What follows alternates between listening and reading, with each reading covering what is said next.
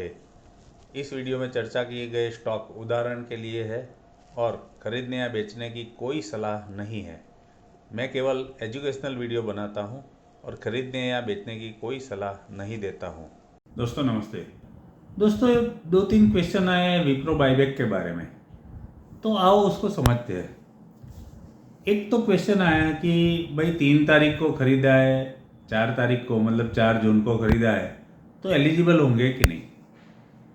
तो देखिए T+1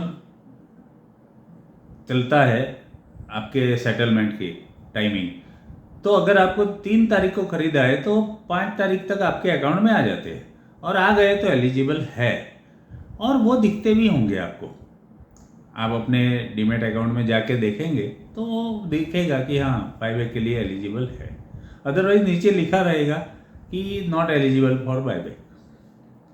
दूसरा, क्या रेशियो है।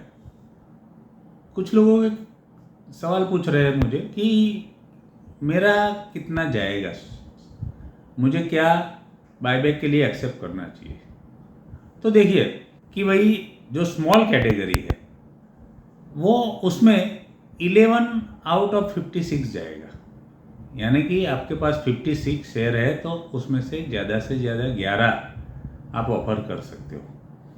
कम तो कर ही सकते हो, लेकिन ज़्यादा से ज़्यादा 11 जाएंगे। और जो जनरल कैटेगरी है उसमें 10 आउट ऑफ 197 है, यानी कि 197 आपके पास है तो उसमें से 10 बाईबैक में जा सकते हैं, और 250 के हिसाब से कंपनी उसको बाईबैक कर लेगी और आपके अकाउंट में पैसे जमा हो जाएंगे और उतने शेयर डीमेट अकाउंट से कम हो जाएंगे।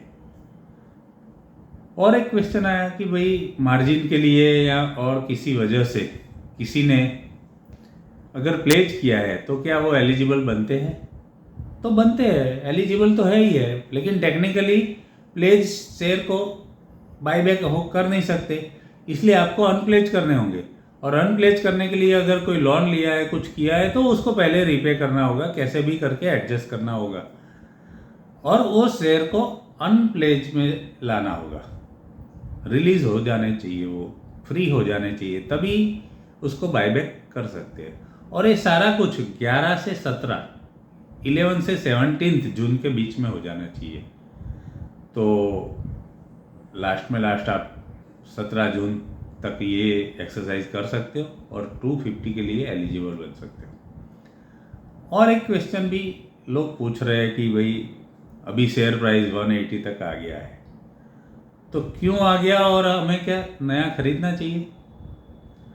देखिए, जो लोग शॉर्ट टर्म बेनिफिट के लिए ये स्टॉक 200 के आसपास खरीदा होगा, वो सारे ही अभी ये बायबैक के लिए सेल के लिए तैयार हो गए होंगे, और तभी मार्केट में वॉल्यूम बढ़ जाएगा, तो प्राइस तो नीचे आनी ही थी।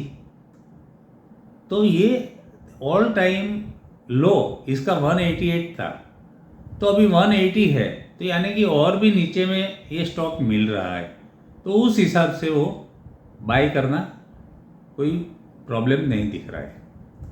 लेकिन पूरा आईटी सेक्टर अभी दबाव में है।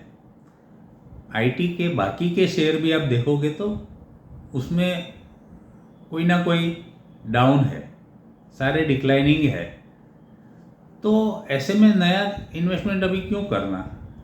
एआई बबल है कि नहीं है, एआई बबल फूटेगा कि नहीं, एआई की वजह से जो नौकरी जा रही है और जो इफ़ेक्ट्स हो रही है वो सारा हो जाने दो थोड़ा, उसके बाद में एआई स्टॉक पे हमें जाना चाहिए। ये मेरा खाली आपको बताना है, एजुकेशनल पर्पस से है। बाकी मेरा कोई इसमें आपको सलाह नहीं है कि ये बाय कीजिए, ये सेल कीजिए, तो उस हिसाब से आप आगे बढ़ सकते हैं। और इस तरह के कोई भी नए बाईबैक आते हैं या बोनस आता है या राइट्स इश्यू आता है तो आप हमें क्वेश्चन पूछ सकते हो। थैंक यू दोस्तों।